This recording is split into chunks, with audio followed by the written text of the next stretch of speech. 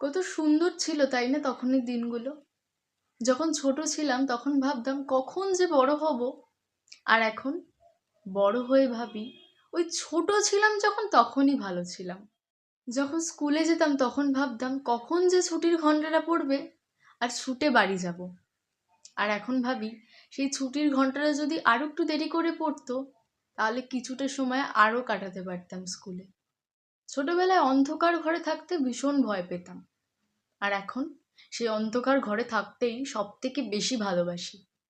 ছোটবেলায় একটু আঘাত লাগলেই মা মা করে চিৎকার করতাম, কাঁদতাম। কিন্তু এখন বড়র থেকে বড় আঘাত লাগলেও কাউকে জানতেই দিই না। দিন শেষে একটা দীর্ঘ নিঃশ্বাস ফেলে ভাবি কেন যে বড় হলাম। বড় হবার প্রচুর ইচ্ছা ছিল, কিন্তু মাত্র 18 বছর বয়সে এসেই বুঝতে পারলাম বড় হওয়াটা অত সহজ নয়।